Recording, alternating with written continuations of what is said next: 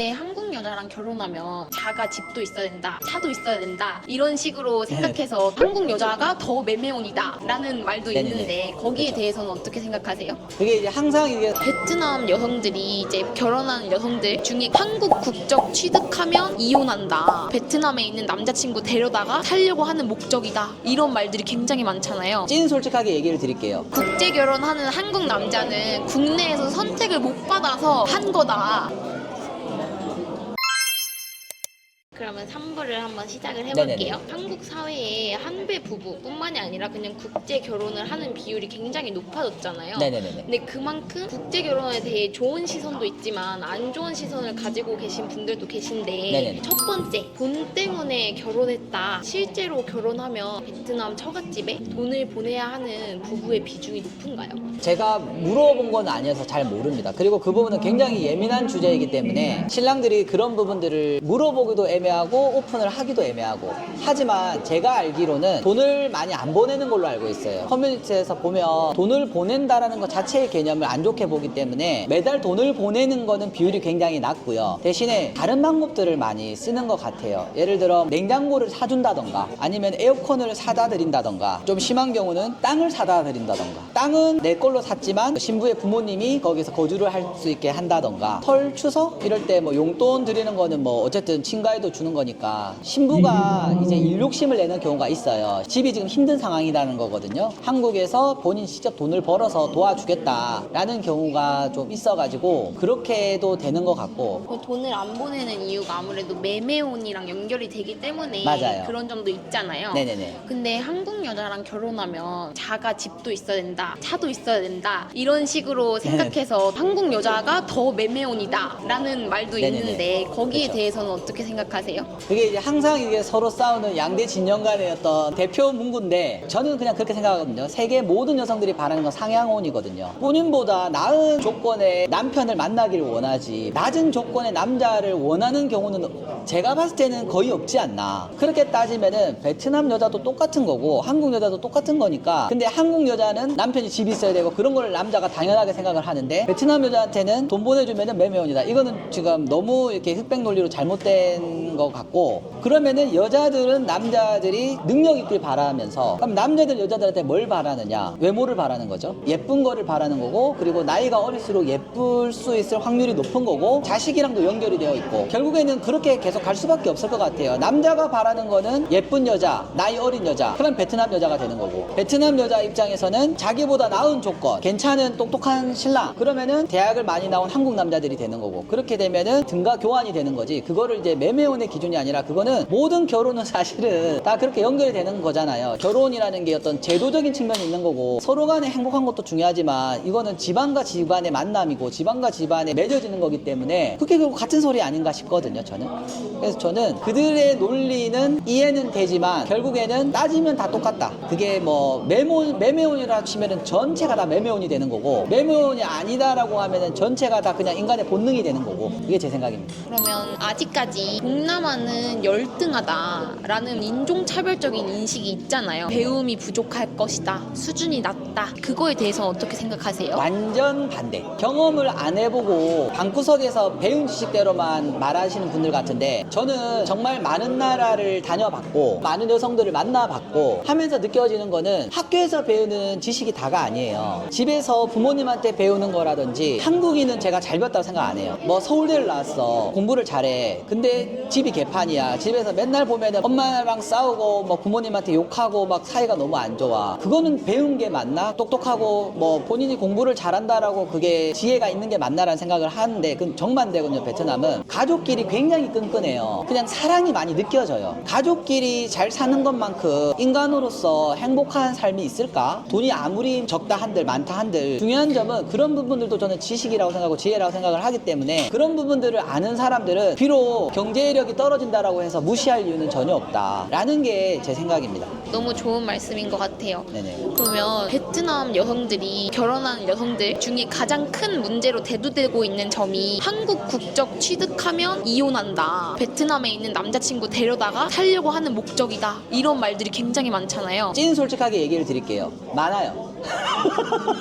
이건 진짜 솔직하게 얘기를 드려야 돼요. 남자 50살이랑 여자 20살이 만나요. 근데 서로 사랑해요. 가능해요. 근데 남자는 예쁜 여자를 만나고 싶은 거고 어린 신부를 만나고 싶은 거고 그 다음에 본인이 외로워서 그런 거야. 그래서 그 조건이 충족이 됐어. 여자 입장에서는 일단은 지금의 환경을 벗어나서 좀 더 나은 환경으로 넘어가야 돼. 그리고 나는 이 남자를 진심으로 사랑해. 가능해요. 근데 여자가 20살이면 경험이 없다라고 봐야죠. 거의. 그러면은 나중에 바뀔 확률도 높죠. 이 남자에 대한 매력도도 떨어지는 부분의 문제일 수도 있지만 지금 당장 행복한 게 언제까지 이어질지는 모르는 거잖아요. 신부 나이는 30살인데 신랑 나이는 60살이야. 그러면은 본능적으로 그 욕구를 억제하고 사는 거냐 아니면은 여전히 그 금술이 좋은 거냐 그렇게 해서 생겨나는 문제점도 분명히 있을 수 있다 라는 게 첫 번째고 두 번째로 베트남에서 결국 손해를 보는 거는 신랑입니다. 모든 게 잘 되었어. 결혼이 다 끝났고 안정적으로 되었어. 그런데 한국에 온 뒤부터는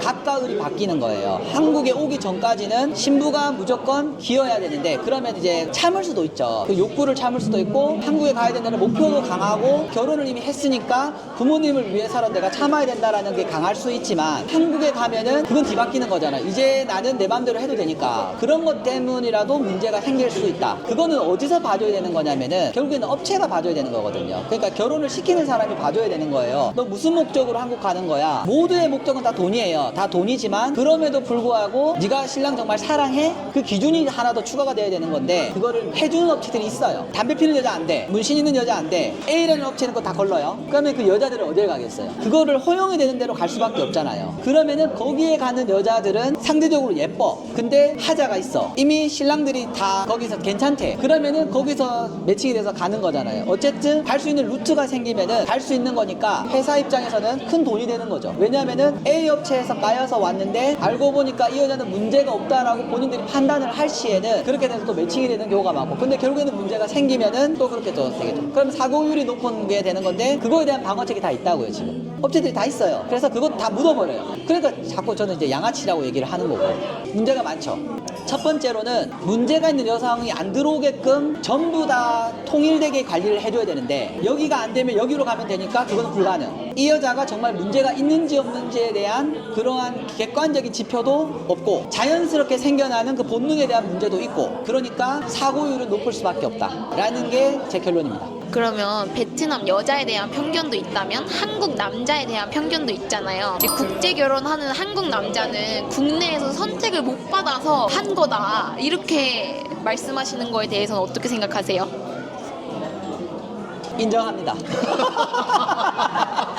너무 속 쿨하신데요? 네, 솔직함이 가장 큰 무기라고 생각을 해요. 제가 아무리 한국 여자랑 결혼하기 싫고 나 그냥 외국 여자가 좋아서 그냥 베트남 여자 결혼하는 거야 라고 제가 아무리 이야기를 해봐야 어쨌든 팩트는 팩트인 부분이 있는 거잖아요. 저도 한국 여자랑 결혼하고 싶을 수 있잖아요. 근데 안 된 거예요. 왜냐면은 제가 한국에서 결혼정보업체 3군데를 들렀거든요. 그러면은 3군데를 하는 동안에 여자들도 많이 만났을 거고 그거 외에도 이제 소개팅도 많이 받고 했는데 결과론적으로 보면은 못한 거죠. 근데 그 못했다에 대한 진술한 내용이 나는 내가 안 한 거야가 되는 거지만 다양한 사람들의 기준에서 보면은 너 못한 거잖아가 되는 거니까 그렇게 보는 게 맞을 것 같고 다만 이런 사람들이 있어요. 돈도 많고 자기는 능력도 있고 한데 여자를 잘 못 다루는 거 여자를 잘 못하는 거죠. 그런 신랑들은 자기의 잘못을 몰라요. 그러니까 자기가 항상 위에 있고 능력이 있으니까 자기가 그동안에 만났던 여자들은 자기를 맞춰준 건데 본인은 그게 당연하다고 생각을 해버리면은 그게 이제 또 안 되는 거고 그런 사람들은 오히려 더 국제결혼에서는 위험하고 근데 이제 돈도 없고 연애 경험도 별로 없고 잘 어떻게 대해야 될지 몰라 하지만 사랑은 찐이야. 오히려 그게 더 나아요. 오히려 그런 분들은 한국에서 못하는 거 맞거든요. 왜냐면은 일단 돈 없으면은 결혼 대상으로 취급을 안 하는 경우도 많고 20살에는 돈 없어도 돼요. 20대 때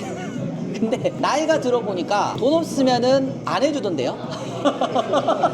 이게 되게 짜증나는 게 그거예요. 대놓고 물어보기는 뭐 하니까 애들러서 물어보는 그 맞선녀들이 많았거든요. 한국에서. 차라리 이제 솔직하게 얘기해주면 좋은데 근데 저도 이제 대놓고 물어보지는 못하고 저도 당연히 혹시 아이 계획은 어떻게 하면은 그때 답이 나와요. 그때 미묘한 뉘앙스의 차이가 있으면은 아예 안 낳겠다거든요. 그래서 거기서 저는 다 걸러졌는데 어쨌든 그렇게 되면 이제 조건 결혼이 되는 거고 나이가 들면 남자든 여자든 못생겨지는 것 같습니다. 근데 못생겨지는 과정에서 본능적으로 남자가 젊은 여자를 만나고 싶어도 한국은 절대 만날 수가 없고 나이가 많으면 결혼하기 힘들어요. 그러면은 남자들은 결혼을 못하는 게 맞습니다. 돈 문제도 있고 외모적인 문제도 있고 성적인 매력에 대한 문제도 있는데 여자 입장에서는 그러니까 결혼을 못하는 거고 제 생각은 그래요. 그냥 너랑 결혼할 거면 그냥 혼자 살겠다 라는 게 지금 좀 강해지고 있는 기류인 것 같고 한국 남자 입장 뭐 결혼 이후에도 내가 내 개인적인 삶도 없고 계속 돈 벌어다 줘야 되고 그럴 거면은 그냥 나는 내 차라리 마음에라도 드는 젊은 여자 만나겠다 이 귀에 부딪혀가지고 한국에서는 결혼을 못한다. 근데 그거는 남자뿐만 아니라 여자도 똑같이. 근데 여자는 포기하는 거고 남자는 포기를 안 하는 거고 그 차이인 것 같습니다. 그러면 편견이 그렇게 많음에도 불구하고 평범한 한국 남자들이 점점 더 국제 결혼을 많이 선택하는 이유가 뭐라고 생각하세요? 돈이요. 그런 거죠. 그러니까 내가 20대인데 직업도 괜찮고 돈도 잘 벌어. 그러면은 20대 한국 여자를 만나서 결혼을 하겠지만 내가 20대인데 돈이 없어. 일단 그러면 결혼 못 하는 거예요. 돈 문제가 가장 큰 것 같습니다. 왜냐하면은 결혼한다 그러면 뭐 몇 천만 원이 들고 얼마가 들고 그 큰 비용이 든다라는 거에 일단 쪼는 것 같고요. 20대 남자들이 지금 결혼 생각이 없어요. 연애 생각도 없는 사람들 많아요. 여자를 보는 기준이 저랑은 좀 많이 바뀐 것 같아요. 우리 때랑은. 그냥 뭐 들이대보지 뭐 이런 기준이 아닌 것 같아요. 지금 보면. 안 만나고 말지. 약간 그런 느낌으로 남자도 여자도 바뀌어가고 있는 것 같아서 그러다 보면 이제 나이가 들면은 조건을 따지게 되고 그러면 결혼을 더 못하게 되고 남자는 하고 싶고 여자는 안 해도 되니까 자꾸 그렇게 되고 있지 않나. 똑똑이님이 생각하셨을 때 가장 큰 편견이 어떤 게 있을까요? 나이 많은 남자와 어린 신부 현재로서는 어쩔 수 없지 않나. 20대 베트남 신부는 20대 한국 남자를 만나길 원하지 않는 경우가 많습니다. 연애가 아니라 결혼이잖아요. 그러면은 신랑이 어느 정도 자리를 잡아야 돼요. 그리고 베트남은 특히 문제가 심각한 게 남자의 바람기. 20대 남자는 그만큼 더 위험한 거죠. 40대나 30대의 한국 남자들보다 경험할 거 다 하고 이제 안정적으로 가정을 꾸리기를 원하는 남자와 이제 경험을 시작을 해서 성적인 호기심이 왕성한 나이대가 마주치면은 오히려 신부 입장에서는 더 위험하죠. 나이 차이는 안 중요해요. 그러니까 20대면 오히려 더 안 좋아요.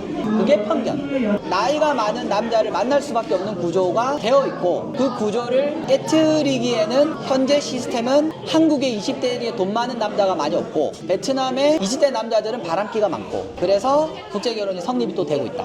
그럼 마지막으로 국제 결혼을 희망하시는 분들한테 해주고 싶은 말씀이 있으신가요? 누군가의 인생을 어쨌든 책임을 져야 되는 거고 잘 살 수 있는 자신이 있어야 되는 건데 그런 부분에 너무 큰 부담을 가지다 보면 진짜 이제 그 시기와 기회를 놓칠 수 있으니까 일단은 만나보는 게 중요할 것 같다. 일본 여성이 되었든 뭐 한국에 있는 외국에 있는 여성이 되었든 아니면 외국으로 나가서 직접 만나시든 만나시는 게 중요할 것 같고 포용하는 능력이 좀 있으면은 좋겠다라는 생각을 많이 합니다. 돈은 그렇게 정말 큰 중요한 문제는 아닌 것 같아요. 왜냐면은 제가 생각하는 편견은 어쨌든 한국 남자들은 그래도 가정을 그렇게 막 내버리지 않아요. 내 자식, 처자식을 막 내팽겨치는 그런 거는 제가 많이 못 봤거든요. 그래서 그 정도의 어떤 책임감만 있으면 될 것 같고 여자라는 어떤 기준, 남자라는 기준에서 포용하는 걸로 봐야지 뭐 그냥 뭐 어떤 나라 여자 이러다 보면은 자기 안에 자기가 갇혀서 그 편견 속에서 자기가 자기를 죽이게 되지 않을까라는 생각을 많이 합니다. 그런적으로 얘기 드리자면은 먼저 경험을 해보셔라. 경험을 무조건 해라. 그리고 나서 아니면은 그때 아니어도 되는 거고 그리고 경험을 할 때는 속지 말았으면 유튜브의 자극적인 영상들에 속지 말고 실제로 결혼을 진행한 잘 살고 있는 그리고 몇 년째 되고 아이들도 있는 그런 선배님들 그분들의 이야기도 많이 들어보고 그러면서 좀 많이 배우시고 했으면 좋겠다. 네, 오늘 좋은 말씀 같이 네. 나눠주셔서 감사합니다. 감사합니다. 마지막에 집중력이 흐트러져가지고 자꾸 행설수성하는 것 같아요.